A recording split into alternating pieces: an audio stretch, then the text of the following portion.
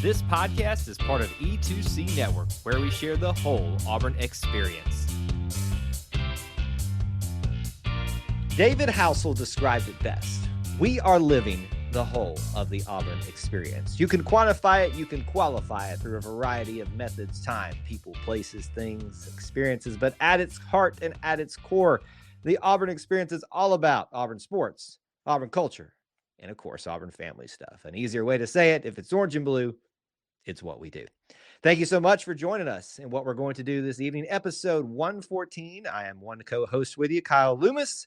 And as always, he's back with us again, the guy who doesn't have bad luck at games, apparently, that he gets to attend and doesn't warn us that he's going, Mr. Austin Scott. He's nodding his head along, pumped up, jammed up, jelly tight, ready to roll on what's been a fun weekend for the Tigers. 100% happy to be here, Kyle. For our viewers, they can see your Beat Bama shirt. I hope that doesn't offend anybody who's all got their underwear in a wad about what kind of family show this is. If I had time, I'd be wearing the shirt that I wore last week again. And because it certainly stays true and even feels better after today. But man, what a week, what a weekend. I mean, we got a jam-packed show. This is the first of those kind of shows where we have we recap a lot for one sport, we recap a lot for another sport, and it's just that time of year. But it's a lot of fun, especially after a week like this week.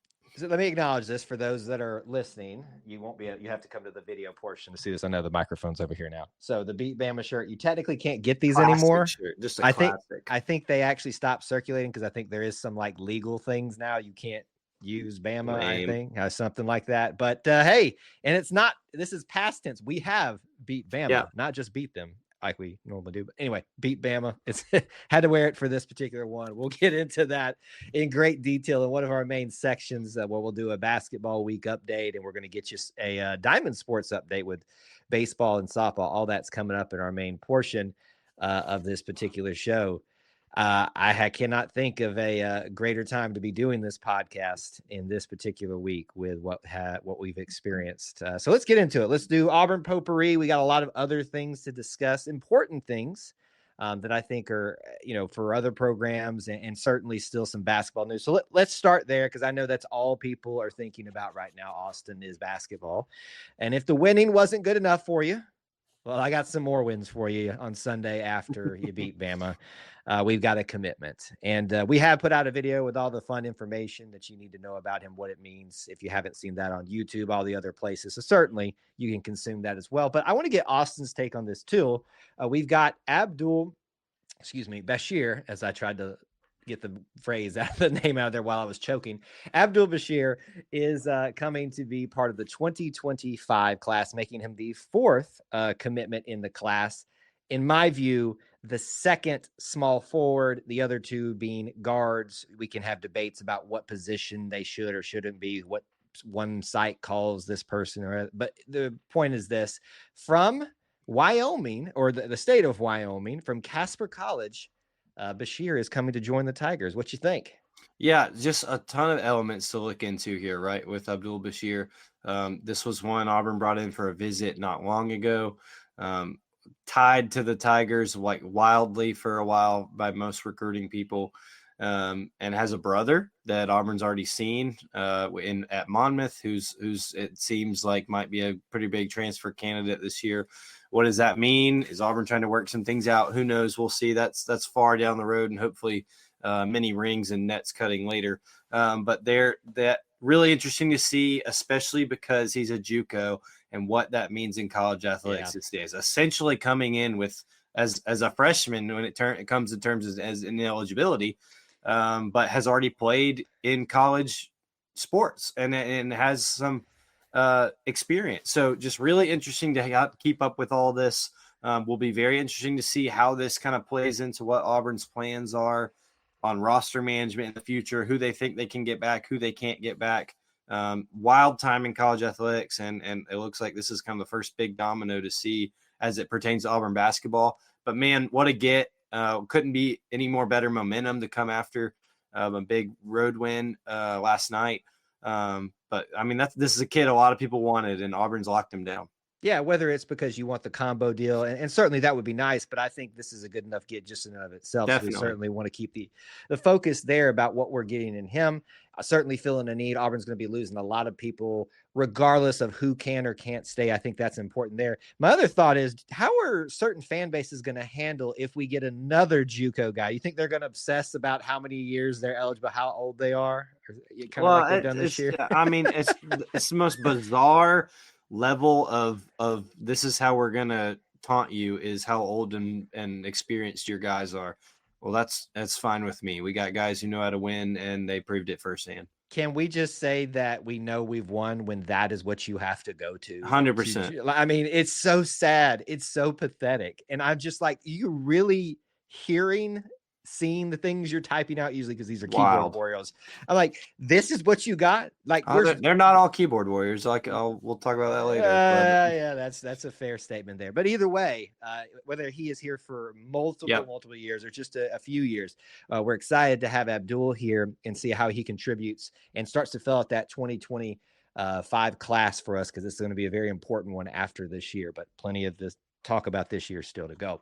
Let's move into a different sport realm. We'll actually do some football talk. I know it's not active right now, but there's still all these different things. Always active. Recruiting. I know there's always football topics. So let's talk about the staff.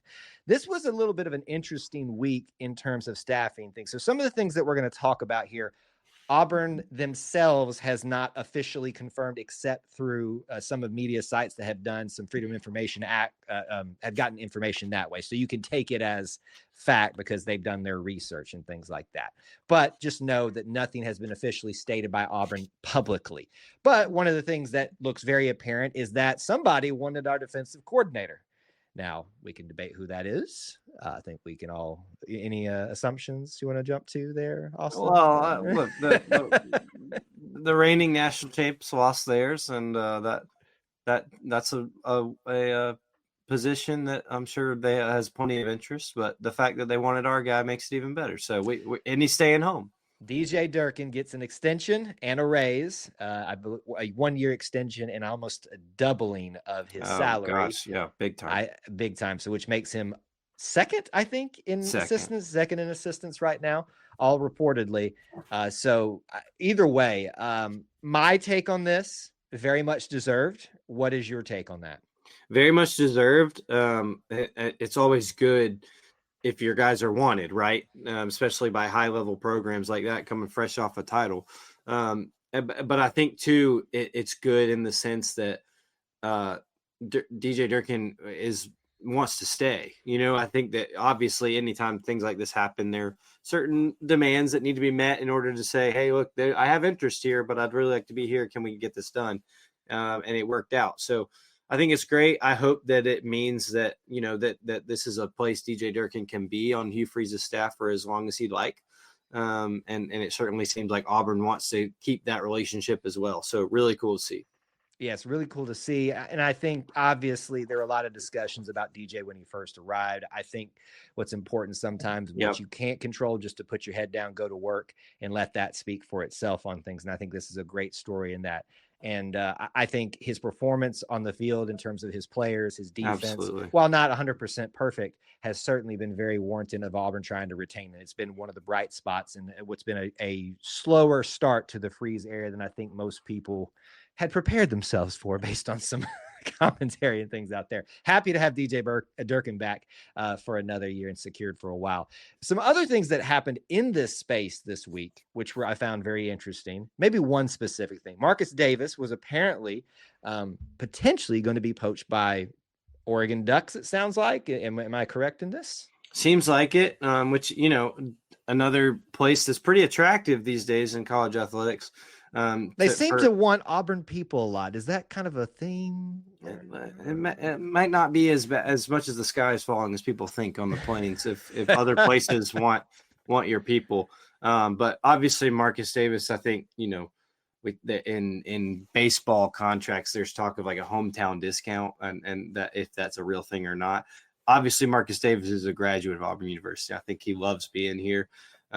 So I'm not saying that happened whereas he turned down Oregon for nothing. I think that he's done a great job recruiting, a great job developing young receivers.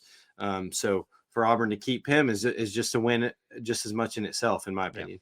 Yeah, absolutely. Couldn't be happier to keep him. Certainly, he's made a name for himself with the Freeze 4 commit class, several others that he's brought in from the high school ranks, transfer portal, and certainly we've seen that production on the field as well. Yep. And that's a credit as well to the offensive coordinators, Hugh, the other groups as well. But certainly we do need to give the kudos where it's deserved. Marcus has brought those guys in, coached them up, and continues to recruit very well. There's a reason that he was rising up the ranks in some of those opinions about certain rising stars of assistant coaches and why he was brought in and why people are seeking him now. So that's a good thing. There's another one that's potentially out there in the staff world, but there doesn't seem to be a lot of clarity. So we'll probably table that for another time. But just know that there's always something going on in football. And it does seem that at least for a while, or at least for now, we are winning in that category with retaining our people, the very important people that we have here on staff right now. Keeping it in the football realm, let's talk about the combine. Now, while I'm not going to 100% assume the whole way that we are done seeing NFL combine additions from Auburn, I think we've seen the most likely candidates now this week officially be added to that list. Very quickly, we saw Jarquez Hunter. We saw Jalen McLeod. I think offensively and defensively, those are your two guys that you knew right away. Just athletically, NFL scouts want to see right away. They've seen them on the field, but they want to see them under their drills, all their scouts, all looking at them. So that was obvious. But this last week, we got two other additions, and one that was kind of like a duh. How did this not happen already? Keandre Lambert-Smith. Yep. And then Eugene Asante, which I think, frankly, also is kind of a duh. Also from the leadership standpoint that even as a young guy in the NFL that he can provide. So I guess just some overall thoughts about NFL Combine representatives. If you see anybody else being added, just what you got there. Yeah, you hit it on the head. Keandre Lambert-Smith, when it was announced to me, obviously he wasn't originally announced, but I was kind of like, man, I cannot believe he wasn't on that initial list. Just because of the production he's shown at two different places, and especially coming into a year where a lot of people were not high on the Auburn offense output, and still to put up a top 5 Auburn receiving career or year record, and from a quarterback who a lot of people criticize. So I think that it's important to see that he's done it and has done well. No matter where he's been and what situation he's been in. So I think that's very well deserved for him. And same with Eugene Asante, like you said, a guy who's been through a lot in his career, who transferred, who didn't really get the most out of a previous staff, and then has a staff that just kind of allows him to be a leader and a central part of the defense, and it pays off for him. So very rewarding honor for him. And look, if Eugene Asante doesn't make the most of this opportunity, I'll be shocked. So good to see both of them. Yeah, and I see in our chat, even our live chat during the recording of the show, people already rooting for certain players from Auburn to go to certain teams. Listen, this is a great opportunity to start watching not only how they perform, but what NFL teams are starting to show interest in them. And maybe you can start making predictions, which we might do in an upcoming show about who we might see go where. And I think people have asked for that already, but this combine can literally change the landscape for them. And we've seen guys like Jamian Sherwood, who, I believe he went to the combine and made a name for himself. And now he's a starting, defensive back for the Jets. So let's wait and see on that. But I'm excited to see Jarquez, obviously, so many of these other guys like Eugene Asante, McLeod, and KLS, see what they can do and get it to the next level. As a final piece in our Auburn potpourri, let's talk about not just football, but football. And soccer does have a spring season. It's not an official. I mean, I guess there are wins and losses, but thankfully, can we just get rid of the ties? That's all I'm asking. I knew it was coming. I just knew it was coming. It was so good when we had no ties for those few seasons, and I'm sorry. No ties, please. This is America after all. So we do have the spring schedule for soccer. Obviously, I know this isn't something that everybody's like rushing out to see, but you should. Brand new coach. We are, we love Coach Karen Hoppe and everything that she brought to the table. But we're excited for Coach Armstrong, having been an Auburn guy formerly, and will always be an Auburn guy in some sense, even more so now. But here's your upcoming schedule for this spring: February 22nd. At Columbus State, March 1st versus Clemson. Feels like we play Clemson. Shocker. I know. and everything.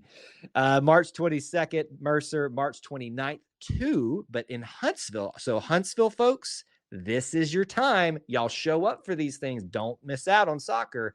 UAB and Ole Miss, an SEC tilt. And then with him being at Mississippi State previously, he's going to have some familiarity there with the Ole Miss Mississippi State rivalry. And then back home, or this will actually be in Mobile. So Mobile folks, you get a chance too. There you go. April 12th, South Alabama. So whether it's in Auburn, it's in Huntsville, it's in Mobile, it's in Columbus, Georgia, you got opportunities, Auburn family, to show up for the soccer team. Maybe we'll see Austin out there. Maybe, being good luck for somebody at the Auburn ones that they have. Yeah, I like the flavor of kind of spreading it out, letting people see. I think the basketball program's done a good job of making sure they spread it out and let people in different parts of the state see the program. This is, a way to do that for Auburn soccer. So I hope people get out there. But that's a fun group of teams. It's certainly not just a cakewalk, but definitely test this program, test this coaching staff to see how they work, see what they have, see what they can do and instill in the fall. But really exciting time for Coach Armstrong and his staff as he gets under, I guess this is year one. But these games don't count toward like his record. No, right. But it counts in towards building the future. And absolutely. We want to see what the early stages of being brought together. It's just like with softball that's underway right now. We saw some fall ball there and got a little bit of a taste of what's coming. So same thing here. Because, we love talking about soccer in the fall. So this is going to get us geared up here. You got ACC, you got SEC matchups, you've got in-state with South Alabama and all the different regions that we talked about. Auburn fans, show up and show out for some spring soccer this season. You got your opportunities and you know it now because we talked about it. That's going to do it for Auburn Potpourri. We want to move into our first main topic this evening. Oh man, let me just stretch for a second here again. Sorry for the audio folks, but this is why you should watch the show. Let me just bring the microphone back around for the people that needed to see that one more time. We're going to talk about Auburn and Alabama. Certainly, what a game, what a matchup. But we have a full week to discuss here, and we would be remiss if we didn't at least discuss a little bit the first things. If you missed it, Auburn beat Vandy on the road, and Auburn beat Alabama on the road, and is still going to be number one tomorrow. How many weeks is this now in a row that Auburn's going to be number one? Much to the chagrin of others, it continues for another week. And I'm sure that many had their doubts. It was evident in the voting this week that there would be some overreactions. But once again, Auburn takes care of business, a 2-win week. And bounces back after that Florida loss, which was we were coming fresh off when we were talking to you last. So just really impressive week, regardless of who the opponents were. Regardless, you got 2 road games in the SEC, the hardest league in the history of college basketball, and you managed to come unscathed after taking your first SEC loss. Just very impressive, and it all started in that monstrosity of a gymnasium in Nashville. I'm welcoming this. I want to hear you. I was going to be good. And then you had to bring this up. Okay. Listen, they have had to endure me talking about it in the post-game show leading up to it, all this stuff. Can we just I think I said it on maybe last week's show, like the 7 wonders of the world. This is like all of the 7 not wonders of the world. Memorial Gymnasium. It is horrendous. Hey, I got a great idea. Let's put the benches on the baseline. Let's do that. That's amazing thing. Let's also have the weirdest configuration for the stands in all of goodness. And then here's the other thing too, because looking at some of the media views of some beat writers that were being, they put them like up in the rafters. Let's do that as well. I did not know that until some of the reporters that our local reporters were posting pictures. I thought that Bruce had a great explanation of it in his presser on Monday previewing the game, that it'd be like Coach Freeze coaching from behind the goalpost. It's totally out of what you're used to. I'm sure no Vanderbilt person or coach would ever admit it, but I can't imagine, especially Mark Byington, who's in his first year coaching Vanderbilt, has done well. It's got to be just the most bizarre thing to get used to.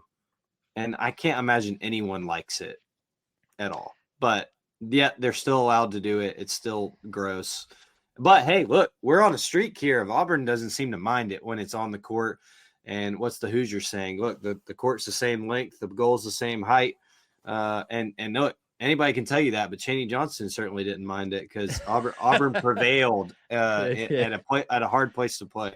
The court link may be the same, all of that may be the same, but my blood pressure is also the same every time I have to see my Auburn Tigers run out on there. So I guess real briefly, certainly we do want to spend most of our time talking about the 1 and 2 matchup, but what sticks out to you from the Vanderbilt game? You brought up Chaney Johnson. Absolutely. I think that's a big thing as well. So Denver Jones also had what was going to be an incredible week for him. What else sticks out to you just from the Vanderbilt win? Just, Janai Broome, definitely not 100%. We've said that but still made shots and was there for the team when it counted. But I don't see how you cannot talk about how the people on this team just continue to step up when they're needed. The fact that Chaney Johnson, when that game got tied and Auburn lost the lead, goes on a 9-0 run all by himself and just dominates. It truly shows the depth we have. I feel like we're just beating the horse, but the depth of this team over and over and over shows out, especially in crucial moments. Did you say that Vanderbilt took a lead from us? Yeah, did they not? No, I think they did. And who didn't take a lead from us? Okay, sorry. We'll get there. You got me. You got me. We'll get there. We'll get there. Sorry. Anyway, yeah. It's like, am I wrong? No. I just pointing certain things out. Let me stretch again. Okay, sorry. That's the audio people are just going to be like, what is he doing every time he makes that noise? Worried about your health. I know. Well, I did talk about my blood pressure, talking about the monstrosity of that arena. I love that you brought that up. There is no other way that I can make the best case that this team is more than just Janai Broome, more than just Chad Baker-Mazar, more than just a bunch of seniors that everybody somehow thinks that that's an excuse to complain about, that somehow delegitimizes us. People show up, show out when the others are having an off game or not as steady game. And yeah, Janai had a rough first half, but he got his points at the end of the thing. Exactly. So it's just kind of like, even when he has a rough start, he's going to end up there as well. So it was just a great thing to go on the road. Vanderbilt's knocked off some giants, so you got to give them respect for that. What have we said all year? SEC's tough. Doesn't matter who it is. Well, even South Carolina, who doesn't have a single win, they were tough. Absolutely. And just a monster opportunity trap game with knowing what was coming this weekend, and that it would be 1 versus 2, all the talk about, just easily possibly to overlook, and credit to the staff for making sure that didn't happen. Well, let's talk about it. Let's talk about it. Let's talk about it. I had to. I'm waiting for my haters to come crawling out their holes again. If you didn't know, he made the trip to Tuscaloosa. Who did you have to what did you have to do to get those tickets? I mean, I do need to give a shout out. So it is my stepdad, Chuck. He was very gracious. He and my mom a long time ago planned a trip that they would not be in town for that game. My stepdad, they just got married this last Labor Day, but lived in Tuscaloosa, has season tickets to the Alabama basketball games, is a great fan, a great person, big fan, but was very gracious to let us use his tickets, me and my friends. So we were surrounded. We were in the heart of the season ticket holders. But I'm very thankful to him for allowing me to experience that and be a good sport about it all. But we made the trip. This is a trip I've done with some friends every year here for about 4 years. And we used to go because it was just impossible to get a ticket in Neville Arena. And it was like, this has been a weeknight game the last few years. Finally put it on a Saturday, but we were running into trouble with prices, and my goodness, no wonder, had no idea it would get to be what it was. And so we ended up, all things worked out to make the trip, but it was what an environment, what a game. I mean, just, I'm very thankful to have been there, and obviously very happy after a long day of travel there and back to be back in the plains, but it made it all worth it. Well, and here's the thing too. I do want us to have our fun, as we've had already several times throughout the show. But let's acknowledge this. This doesn't happen to this magnitude without Alabama being a great basketball team. 100%. This is 1 versus 2. You saw why all season leading up to this game and in this game as well, even though they didn't shoot all that well, as which is typically their MO, why they are highly ranked and why they are highly thought of. And so I do want us to make sure that we put that out there. With that being said, that's why you're number 2. And that's why that's why we're number 1, because you ain't as good as Auburn. And I'm sorry. It's just the reality. You can be the amount of Alabama fans today that have gone to old posts and like, I'm talking about some of them year ago, just to start, posting RT this, RT that. Oh, like, yeah. Are you that butthurt by but losing to the number 1 team? Every prognosticator out there is already saying Auburn's got it locked up to be a number 1 seed, probably has the number 1 overall thing still locked up just because of their resume. And you still can't handle it. My gosh, grow a pair, be an adult. I mean, being in there, I want to say the tide shifted, but I'm not going to be that corny. The transition from talking about that they were prepared and they're ready to. Well, Auburn's just a good team, and I can understand that, and I can be willing to allow you to say, well, they're just a good team, and when we shoot like that, we don't have a chance to win. But Auburn, I think Auburn's staff, just like Bruce Pearl said, they prepared like the number 1 team, they played like the number 1 team, and that's why they are the number 1 team. I'm a believer in we're going to see this match. We're obviously going to see this matchup one more time. Oh, yeah.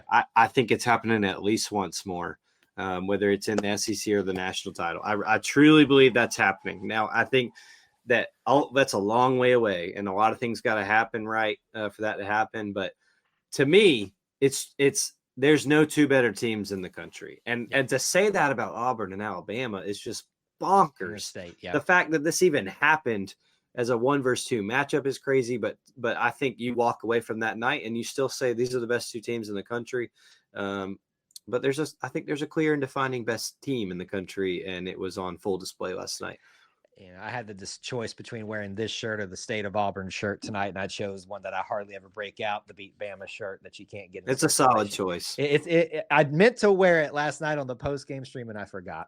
So, look, the game comes down to this, I think. Alabama's known for their 3-point shooting, their scoring. 100%. It didn't show up last night the way they needed it to.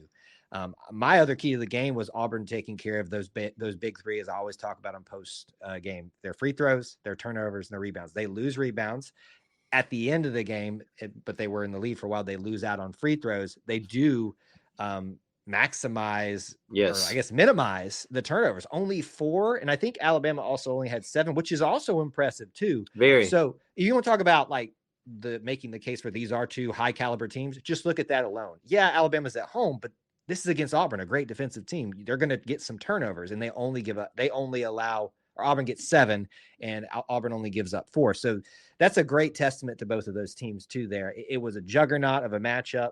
I am thankful that they didn't get on any hot streaks. There were a few times I think you and I probably had, it's like, here it goes. Yeah. Exactly like that. My friends and I, like I said, we do this every year. It feels like every year we go over there, they go on a 10-0 run like that. Like it's just automatic. And so we were kind of preparing ourselves the whole day, really, but the whole leading up to it saying, just, it's coming. Like, do not get comfortable. It's coming. And then when it came, it was like, we're here. This is how will they respond? How will Auburn respond?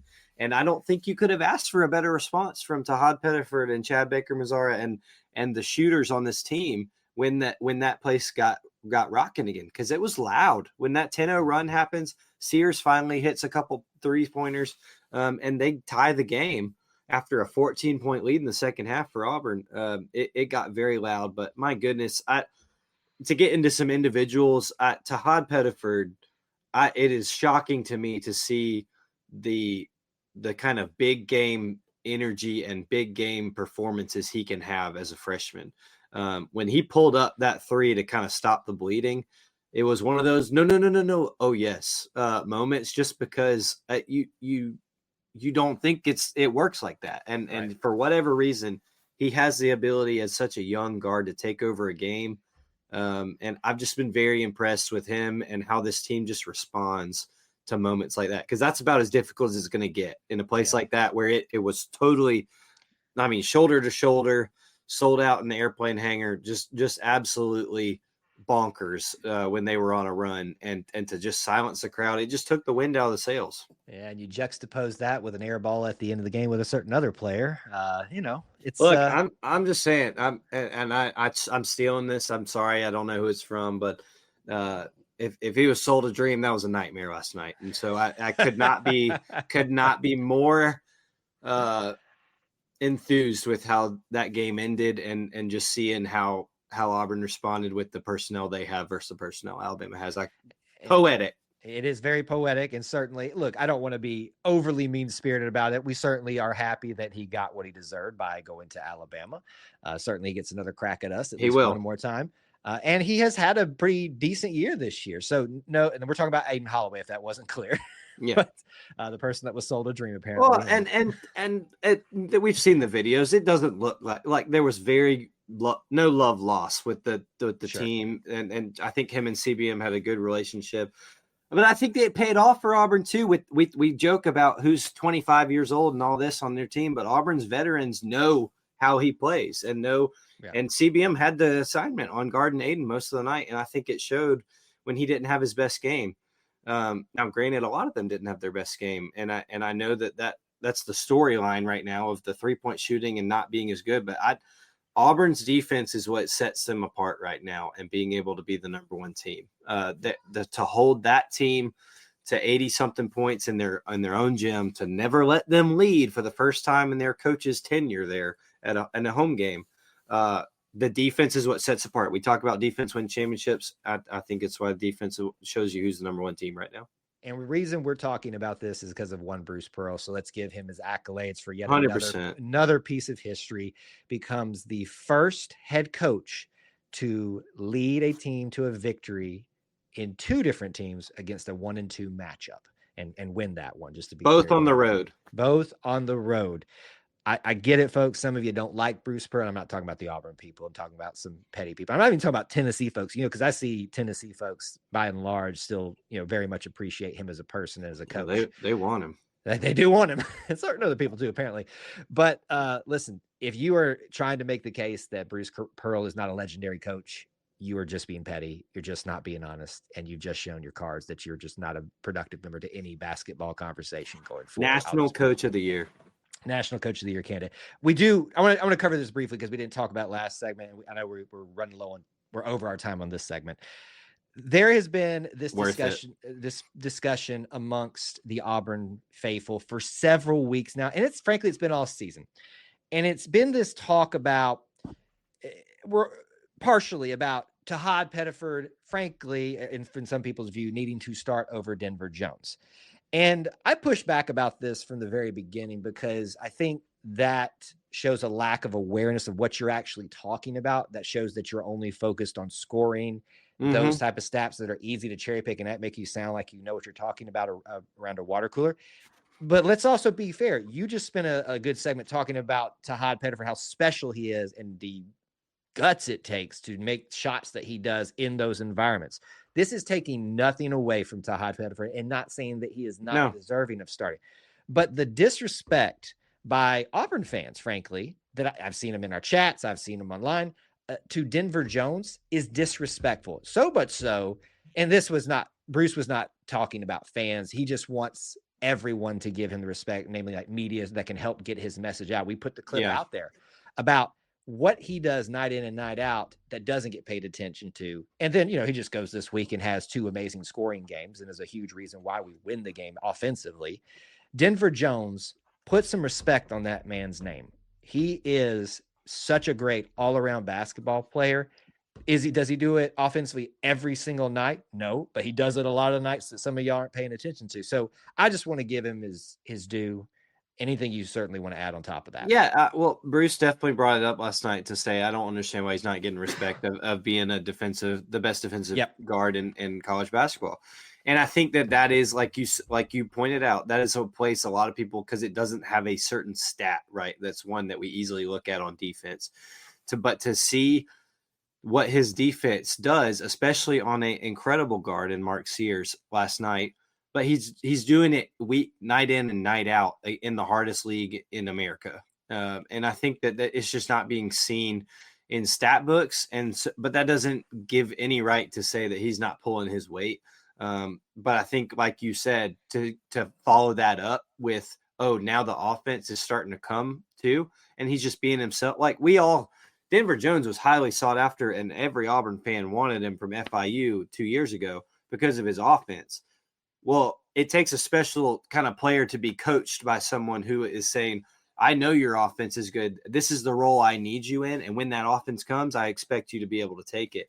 And Denver Jones has been nothing but an incredible coached well kid. And his defense shows it every night. It's very cool to me to see that the offense is starting to rise up there and even that, which is unbelievable to even think about. So the team is veterans. I don't care if they're old. They know how to win. And Denver Jones at the forefront. I don't know why anyone would want to mess with this lineup or the starting lineup or whatever. Why mess with something that's working? Have we thought about the fact that maybe Tahad likes coming off the bench? It's working for him. I was about to say. We go back to this all the time. This is the last thing I'll say. We go back to this all the time about all the coaches, I feel like, on every sport at some point throughout the year in this podcast. Let's just trust that the coaches know what they're doing. Is that okay? Like, I know we've all been burnt by some potato heads who don't know what they were doing, but let's just trust that maybe the national coach of the year and his staff, who has the number one team, might know what they're doing. He might be able to put together a winning squad out there. It's not people from Idaho. It's not people who blame an apparel for the reason they can't be successful in the program. Looking at you, Tony Barbie. What do you think now, big dog? So anyway, we could talk about 1,000. We could talk about Chris Moore. There are so many other elements to talk about these things, but we got to move on. We could have done a whole show on last night. Yeah, we could have.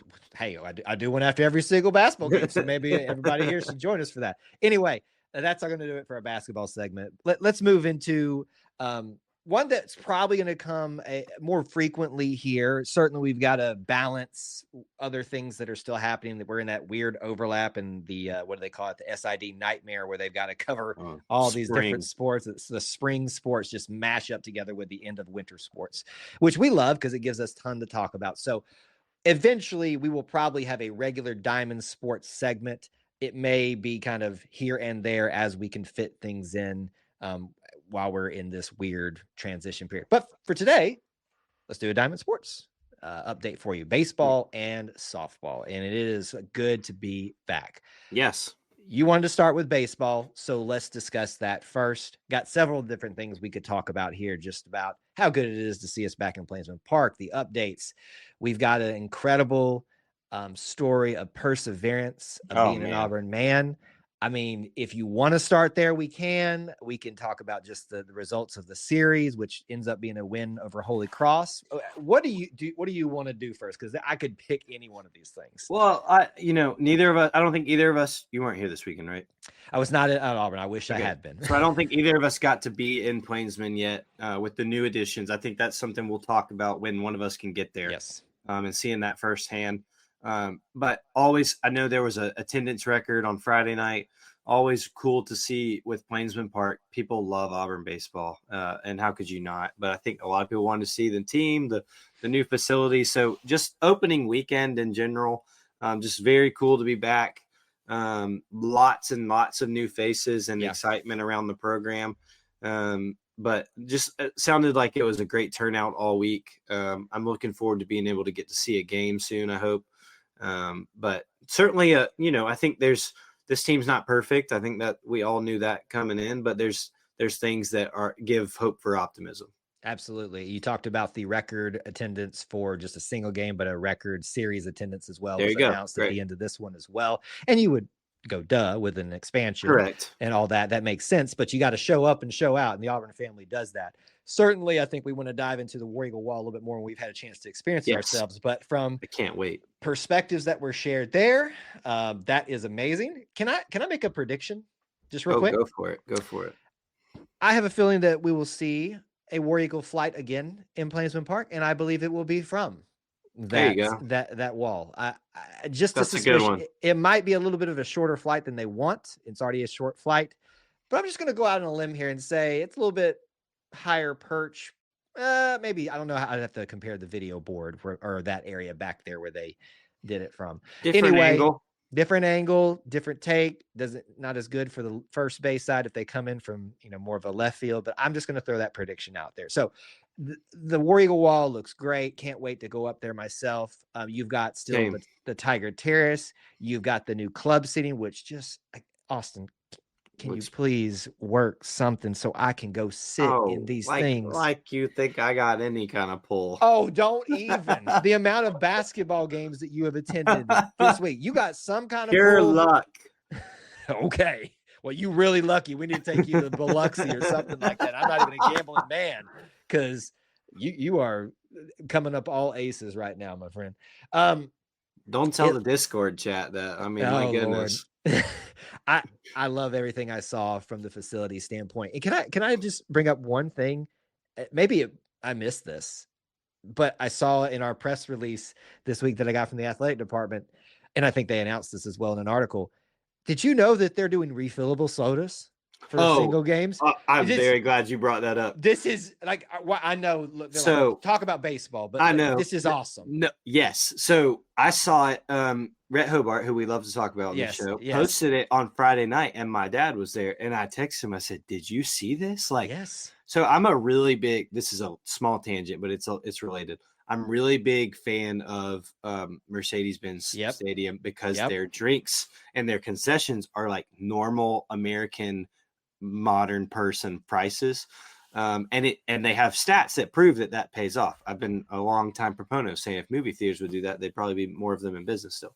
But with refillable sodas, I don't care how much it is because I will make sure I get my money's worth. Yes. And I think it's awesome. I don't know what the cups look like. I hope they have really cool cups for it. Amazing job. When that staff came in, it was that first kind of that timeline with when we hosted the regional. Yeah. And that's when we started first seeing their plans of what they wanted to do. So to see them do it in Plainsman all the more just kind of makes sense to me. They just keep hitting. And I love that addition. And this is a great example here because I think, all the hits kept coming with them. And then, some people started voicing opinions. It feels like we're monetizing everything. And yes, you are correct. That may be the case, but there's reasons behind that. But here's a great example of them taking something and making it more of a favorable financially experience for the fan base, because it keeps people there for long games. If you can get some refillable, sodas, and it's about to get hot. Yeah. So remember that, folks. So someone who loves to watch from the outfield viewing spot, from the parking deck, I am now highly tempted to come in there more often to know that I can sip on an ice cold Coca-Cola, not sponsored, or whatever, the entire game that I'm out there watching it, and I'm excited to do that. All right, so we could talk a lot about that, but all of the premium seating, the facility and stuff just coming up just strong again. And that's credit to Rhett Hobart and his team. That's credit to the construction staff, to, Butch Thompson. We got to see the clip of Coach Baird coming up there and seeing it and seeing his vision, his dream realized, which got me all of my feels this week. Dadgummit, War Eagle Productions. So it was all awesome. Let's talk about the game, the results of it. I'm going to stop this. We're going to talk about Cade Ballou. Listen. For those of you that don't know the context, let me give you the context. And having been someone who has lost a parent, this means a lot to me. And I cannot imagine. Well, I can imagine because I've experienced it. What was going through his mind? For those of you that don't know, the day of opening day, that morning, his mother passed away from cancer. No one would blamed him if he got out of Dodge, go be with family. No one would have batted an eye. We would all wished him well. That kid showed up. That kid showed out. The first home run of the season, Cade Ballou, for his mother. You want to tell me, when people try to act like, why are you so obsessed with sports? Yeah, the wins and the losses are fun, but sports is a beautiful thing for moments like this, where people persevere beyond their circumstances and show you what they're truly made of. And I was telling my wife, Jessica, this. I said, if I had been an announcer, I had the perfect line for this, and it's probably not going to hit the way I think it would. But I said, if I had been whoever was announcing that night, I would have said as he was rounding those bases, they say sometimes God likes to give us a little wink to remind us that he's still in control. Well, I think he gave us more than a wink right there. And so, K. Ballou, man, look, I don't even know if you'll ever see this, but mad props for you, man. Yes. So proud as someone who's been there with you in the lost parent category. I know what you're feeling, man. And I can't tell you I'm more proud. I'm so proud of anybody that puts on the orange and blue, but we're especially proud of you, what you've been through. So sorry, I know I've taken up the time. I do want to give you something if you want to say things. Very well said. I love that. I appreciate you sharing your perspective too. But just a local kid, a local family. So very cool just to see. We talk about the Auburn family. It gets, chastised by others of how goofy it is. But I think when in these moments you see what it's all about. And for him to say to Coach Thompson, I know my mom would want me to play. And to go out there and have a game like he did and then get a home run. I loved the way Brad Law and athletic director John Cohen, who were calling the game that night, which I think he does a phenomenal job when he jumps on, just natural. The way he said that there's some things that just transcend sports. And like you said, it's just, those are the moments that keep us, me and Kyle and other sports fanatics in it, because there's just some things that are different about it. And when you look at it from a baseball perspective, especially, my favorite movie in the world is Moneyball. And the famous quote from there, that there was tons of it going around, was, how can you not be romantic about baseball? Because some things with baseball just seem to happen like that. And that was a very special moment for K. Blue. I saw that the fan was able to get him the ball. I was hoping that was going to happen, and I was going to chase that person down. I didn't give that to him. I wasn't worried. I like that the Auburn family looks out for each other. But just very, very cool moment to start the season, and very cool moment for the Blue family. But our prayers are with them in the weeks ahead, and as he continues to navigate this. But very mad props to Cade and his family, and wish them very, very many thoughts and prayers moving forward. If you look in the dictionary for an Auburn man right now, in the front and center is Cade Ballou. Man, we're so proud of you. All right, real quick here, how the series happened for this opening weekend. Auburn takes 2 out of the 3. The second game is the loss. They really couldn't get the offense going in that one. Yeah. They got it going in the third one. Yes. Look, I had hoped we'd be able to sweep. I think it's obvious that we're still kind of getting things put together. Baseball is a long season, so if anybody is starting to panic just because you took one loss and that you still won the series, you had an amazing emotional week and all that stuff. New pitching rotation, which was exciting to see. Just a lot of familiarity, yes, but a lot of new as well. Some familiar things like Cooper McMurray, just going yard. And so, anything else you want to add, just as a quick overall of this opening weekend for Auburn? Well, it was a slower start for Ike Irish from an offensive standpoint. I think he's finding a home behind home plate, catching pretty well, just hosing people down left. I mean, just taking people's dreams, taking them out. He doesn't sell people on dreams; he takes them from them. So I'm not worried about Ike Irish's offense in the least bit. It'll come. It's still cold and baseball that always tends to throw guys off. But I'm not worried about this team right now. I think that they have plenty of time to improve. I like the next few weeks they've got 2 home games versus in-state teams with Troy and North Alabama the midweek. Those are always interesting to see what they do from a pitching standpoint. And then another kind of similar opponent in Wright State next weekend for them to continue working on things. But certainly an optimistic start for Auburn baseball. But man, what an optimistic start from Auburn softball, Kyle. Yes, it's a great segue into the other part of our Diamond Sports here. Can I just say it right now? And I hope I've got the correct numbers. In fact, before I know what you're doing. I know what you're doing. You're going to let me have it. It's already been said 1,000 times. I want to make sure I have the numbers what's happening here. 11 and Malvo. It's just burst to every eardrum right now. Austin. Didn't see it coming. I'll be honest. Let me just say here, I had expectations we would do well this year, and it's a long season. A long way to go. I did not think we were going to start 11-0. My goodness, it's awesome. And look, Austin, he's so excited about it. We lost him again on the show. That is 2 weeks in a row that we have lost Austin Scott. And it's been during a baseball softball segment. So we'll run the same thing again. I'll give you the rundown. Oh, he's back. He is back. Let's bring him in. That's totally on me. I was exiting tabs to try to get to my softball schedule, and I clicked ours. I did not lose power. That's on me. He was so embarrassed by me doing that he had to go. No, I was very embarrassed when I realized what I'd done. That's on me. That's very on me. Hey, listen, this is part of doing a show live. That's what happens. And it just gives us great clips for later on down the road. So we're 11-0. We go to the Clearwater Invitational down in Clearwater, Florida. Big group down there. Big group. And this, if obviously I don't think we played everybody, right? That was right. There was a lot more than we actually were lined up for. We won every single one. Clemson, Virginia, of course, they still found a way to double dribble. UCF, the Charlotte 49ers, who gave us quite a bit of trouble, 14-11. Watched that one pretty much the whole game. And then you had a Liberty game today to round things out. But the big one that I think everybody got really excited about, and a close 2-1 victory, Auburn upsets number 9 Oklahoma State in Clearwater.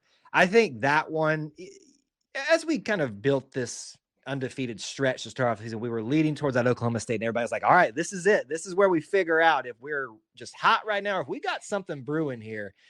And they pulled it off. What a start for them.